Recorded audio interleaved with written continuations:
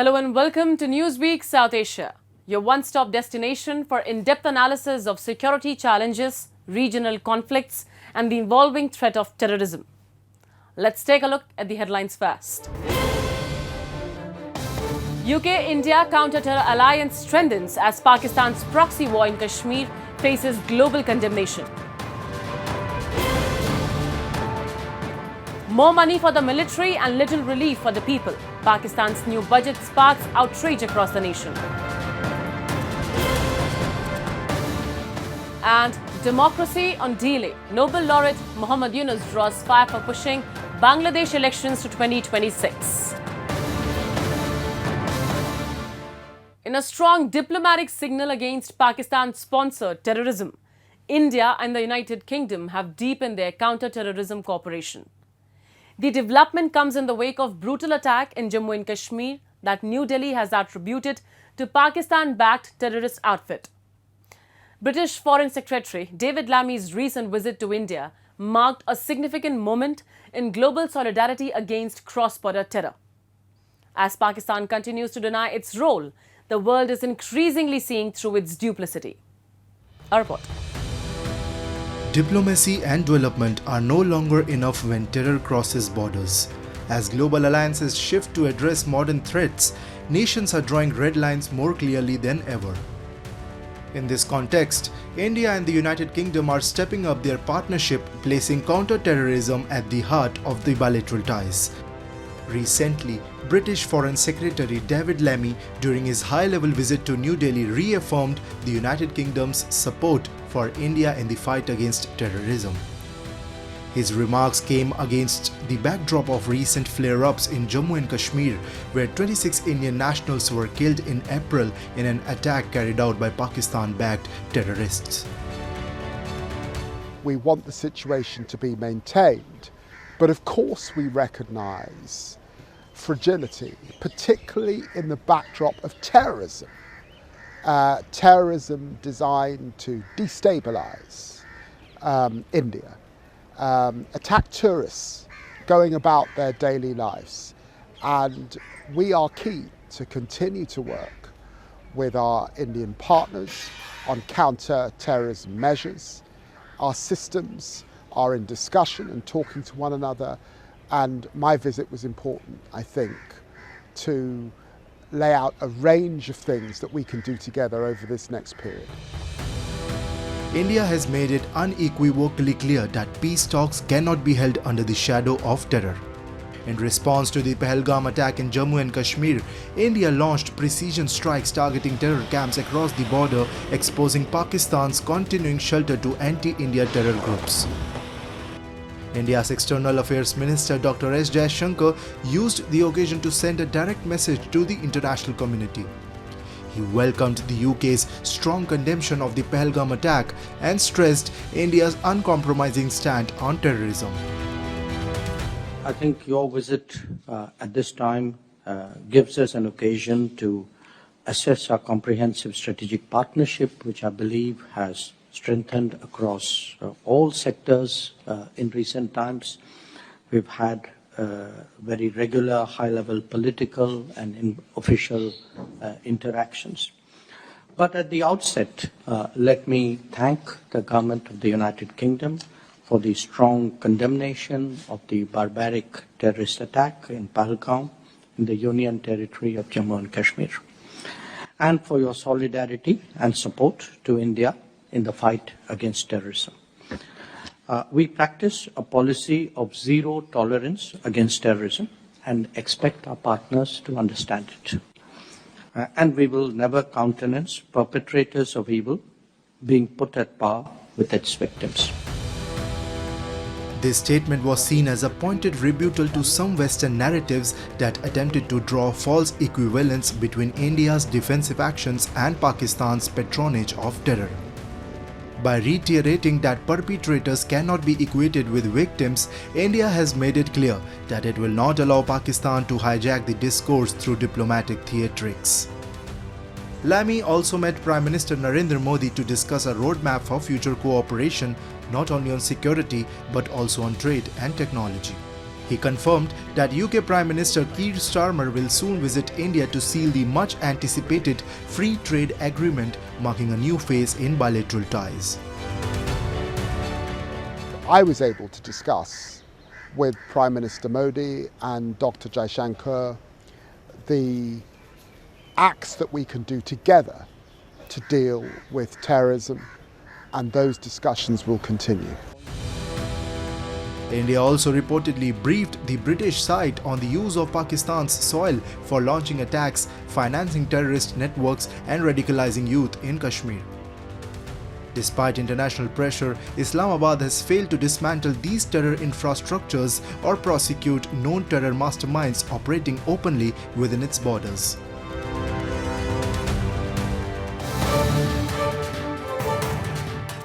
Pakistan is once again choosing guns over bread.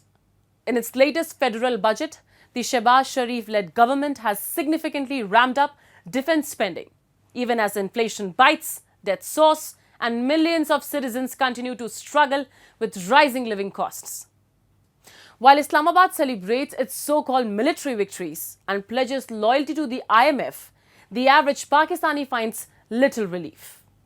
Newsweek South Asia takes a closer look at how Pakistan's budget for 2025-26 exposes its broken priorities and deepening crisis. Pakistan's latest federal budget has once again revealed the state's skewed priorities.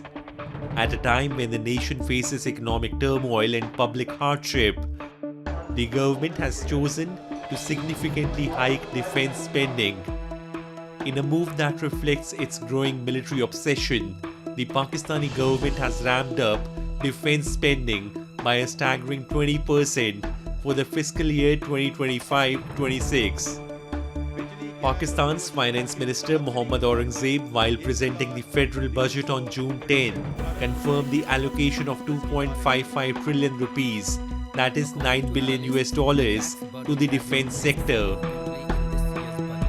मुल्की दफा हुकूमत की अहम तरीन तरजीह है इस कौमी फर्ज के लिए 2,550 अरब रुपए फराहम किया जाएंगे. The announcement comes just weeks after a deadly terrorist attack in Jammu and Kashmir's Pahalgam that was linked to Pakistan-based terror outfit Lashkar-e-Taiba. Instead of investing in development, Islamabad appears to be celebrating the conflict by bolstering its military machinery, even as it slashes overall federal expenditure by 7%, setting it at 17.57 trillion rupees. While a modest 10% increase in salaries for government employees and 7% hike in pensions have been proposed, citizens and experts alike say that the relief measures are cosmetic in the face of rampant inflation and utility taxes.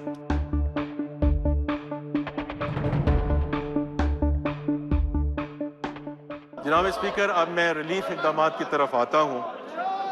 तनख्वाहदार तबके के लिए tax में कमी के साथ साथ हुकूमत ने अपनी माली मुश्किलात के बावजूद सरकारी मुलाजमीन के लिए रिलीफ इक़दामात का फैसला किया है, जिनकी तफसील ये है. वफाकी हुकूमत के तमाम मुलाजमीन ग्रेड 1 ता 22 की तनख्वाह में 10% इजाफा तजवीज़ किया जा रहा है. रिटायर्ड मुलाजमीन की पेंशन में 7% इजाफे की तजवीज़ है. बजट में सबसे ज़्यादा रखा है सलामती के लिए, पाकिस्तान का आर्मी के लिए वो बहुत ज़्यादा रखा है. डिफेंस के लिए ना बहुत ज़्यादा बजट रखा है. उसे थोड़ा कम कर लेता था, उस पर कम करके चलो दूसरा उसमें दे देता. जो 15% होता है 20% समझ में आता था. 10% तो मैं कहता हूँ ये पहली दफ़ा है कि 32 साल का मैंने तजुर्बा में ये तमाशा है. The economic crisis is deepening. Pakistan's total debt has ballooned to 76,000 billion rupees, with over 51,500 billion rupees borrowed domestically and the rest from external sources. Inflation is projected at 7.5%, with GDP growth optimistically pegged at 4.2%, though the current year saw only 2.7% growth. As the government touts tax relief for salaried classes, ordinary citizens remain unconvinced. High electricity bills, unchecked inflation, and a tax-heavy system have left many struggling. असल जो है वो KSC के जो है उसके अंदर जो टैक्स वगैरह आ रहा है तो वो जो है ना मतलब उसकी वजह से जो महंगाई फिर उसी जगह पे खड़ी रह जाती है। तो कंज्यूमर आइटम पे तो कमी हो रही है, लेकिन केएससी के अंदर जो टैक्स लगाए गए हैं, जो केएससी के जो रेट जो बढ़ रहे हैं जो पर यूनिट, तो वो जो है जो सारा जो बेनिफिट था वो वहाँ पे सारा डाइल्यूट हो जाता है और वो जो है असल अवाम तक जो है उसका जो है बेनिफिट नहीं मिल पाता। तो हमारी हुकूमत से रिक्वेस्ट है कि केएससी के अंदर जो टैक्स लगाए जा रहे हैं उसमें कुछ कमी करें और साथ ही साथ जो पर यूनिट जो चार्जेस है, जो रेट है उसका केएससी का, उसको भी कम किया जाए। तो ये है कि आवाम पे काफ़ी इससे रिलीफ मिलेगा। Even business leaders have little hope. Many see the budget as a product of strict International Monetary Fund conditions, one that favors fiscal discipline over public welfare. Critics say the budget fails where it matters most, in boosting exports and stimulating real economic growth. आज का जो budget है वो अवाम दोस्त budget नहीं है। ये आज का जो बजट है ये ताजिर दोस्त बजट नहीं है। इसके अंदर जो क्लॉजेज रखे गए हैं, शिकें रखी गई हैं, जो अब तक जो हमने पढ़ा है वो इतनी हमें मायूसी हुई है, यूँ कह सकता हूँ मैं, क्योंकि इसके अंदर एक्सपोर्ट के लिए कुछ नहीं रखा गया है। जो इस मुल्क में तरक्की की एक ही रास्ता है और वो export. With skyrocketing debt, rising defense costs, and negligible support for struggling households and exporters, Pakistan's latest budget appears more like a political stunt than an economic strategy. While Islamabad continues to play the victim card on global platforms, its real victims remain its own citizens, crushed under policies that prioritize weapons over welfare.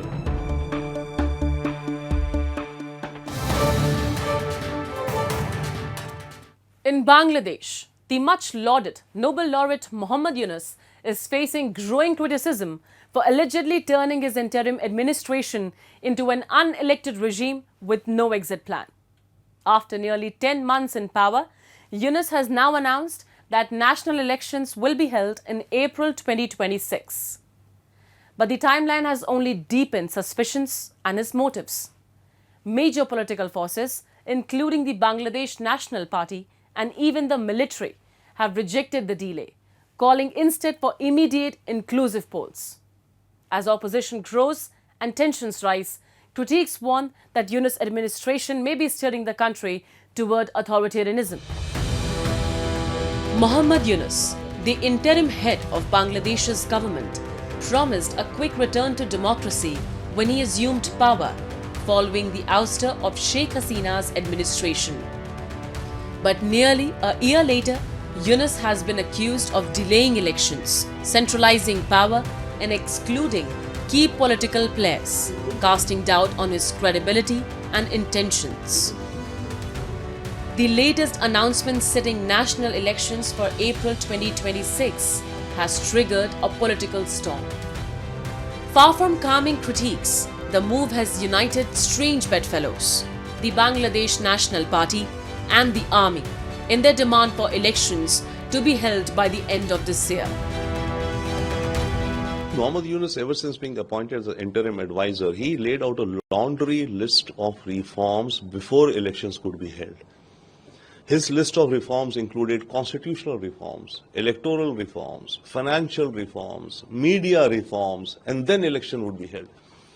If you go by that laundry list, it may take, maybe dozens of years before Bangladesh can hold an election. But there is pressure, political pressure from the opposition party, which is now the dominant political force perhaps in Bangladesh. They want to have an election and be in power. But Yunus is postponing it for his own reasons. Even now when he says it's April, I think all stakeholders in Bangladesh will not be happy because many people in Bangladesh, I think, want elections immediate for a democracy in their own sense, whatever it be. So Yunus, I think, will run into more difficulties by announcing again that elections are delayed up till April, whereas people were saying, in the army is saying by December. So there is some uphill challenges for Yunus ahead. Yunus argues that reforms are essential before elections can be held, citing the need for constitutional, electoral, and judicial overhauls. 6 commissions have reportedly submitted their reports, but the so-called national consensus remains elusive, especially with the Awami League banned from the process. The exclusion of the Awami League, with its leadership in exile and cadres under pressure at home, has raised alarm bells across the political spectrum. The party that once led the nation to independence now finds itself erased from official narratives, even from the currency notes and historical texts. It is one of the proof the how fascist this government is. You know that Bangladesh Awami League, it is the creator of Bangladesh actually. It lead the independence movement, democratic movement, movement against the military rulers, and you know that other than the 15 years of military rule, more than 80% times Bangladesh Awami League is elected by the people of Bangladesh. So it represented the majority people of the Bangladesh. You know that Bangladesh experienced economic transformation by this political party. Our every sort of, whether it is human index, millennium development goals, sustainable development goals, per capita income, GDP, reserve, you know that the youth employment, job security, industrialization. In every cases, Bangladesh Awami League played the role, and Bangladesh Awami League, you know that it believes in the core values of the liberation war, which is, you know, that the democracy, which is a fight against discrimination, secularism, liberal democratic values. These are the principles of Bangladesh Awami League. And by banning this party, this government is unmasking itself that this is actually a fascist regime. According to Saddam Hussein, president of the Bangladesh Student League, the resurgence of fundamentalist networks in Bangladesh is a growing threat that cannot be ignored. He warns that these groups, with suspected covert ties to international terrorist organizations, view the Awami League as a key obstacle to their radical agenda. Saddam also points to an increasingly alarming trend, where the space for dissent is shrinking, civil liberties are being curtailed, and opposition voices are systematically targeted. These developments, he says, signal a dangerous slide toward political repression and democratic backsliding in the country. Election is not priority of this government actually.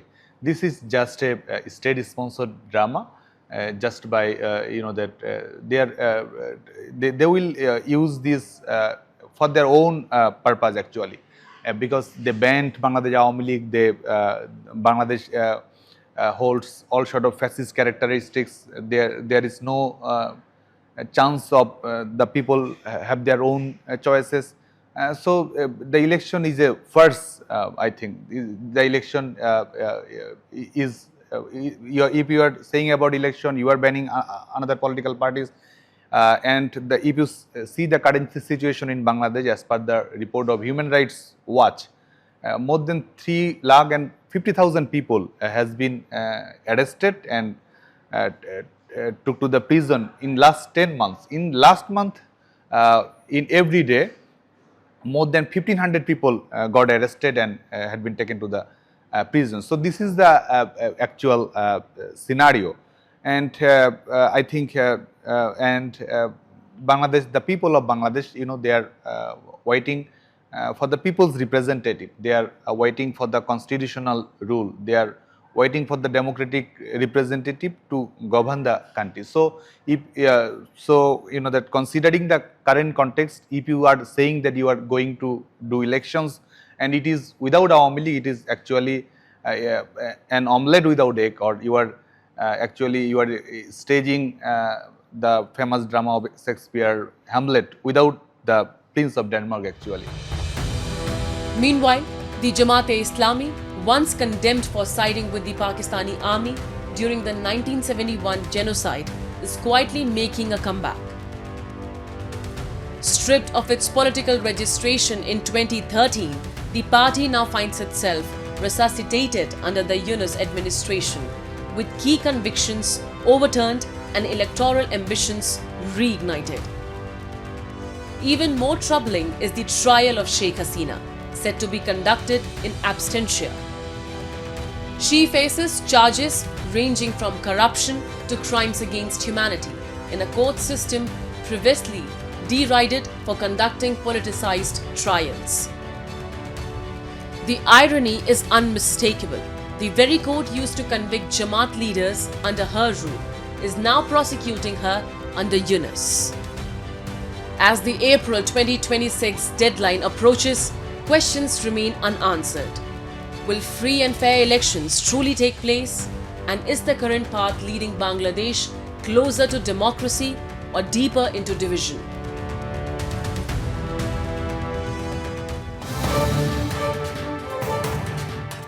Facing years of neglect and unfulfilled assurances, teachers in Pakistan-occupied Gilgit Baltistan have taken to the streets to demand their rightful dues. Persistent delays in salaries, lack of job security, and broken promises have left these educators disillusioned and frustrated. Despite being vital to the region's progress, their pleas remain unheard by Islamabad. These protests are not just about financial grievances. They echo a deeper demand for respect, fairness, and accountability. With tensions on the rise, the need for concrete action becomes even more pressing. Here's a closer look at the situation. Government school teachers in Pakistan-occupied Gilgit Baltistan staged a protest outside the office of the Director General of Education, demanding long overdue promotions and resolution of other pressing issues. Despite years of service, these educators remain stuck without career growth or proper recognition.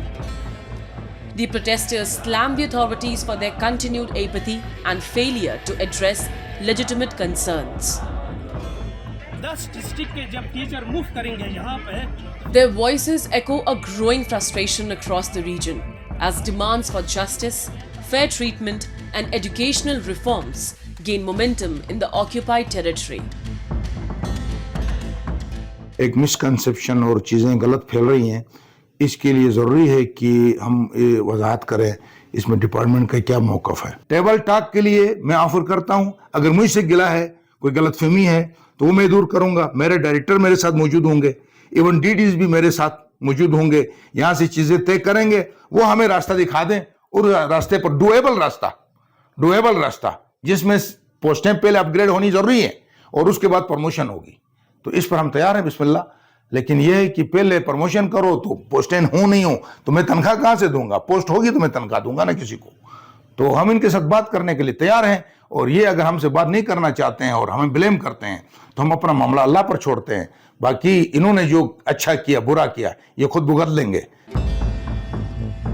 The ongoing protest by teachers in Pakistan-occupied Gilgit Baltistan is not just about promotions.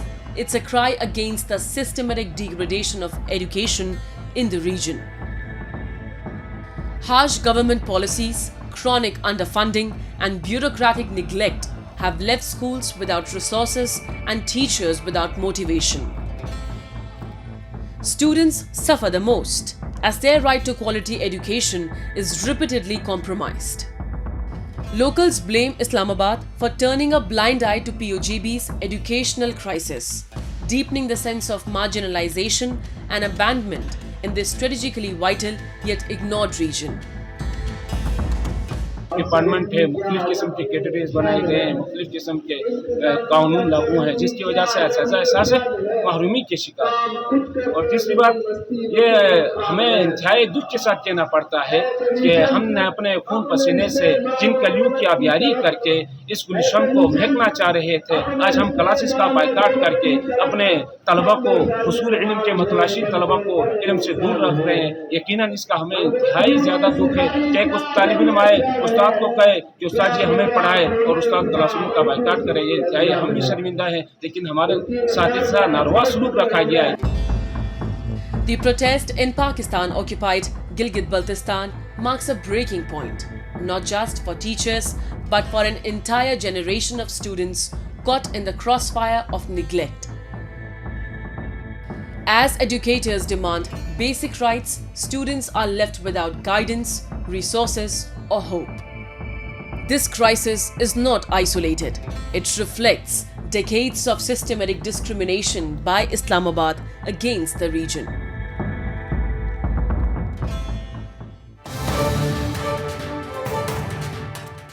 And with that, we come to the end of this edition of Newsweek South Asia. We'll be back next week with more news, views, and analysis from the subcontinent.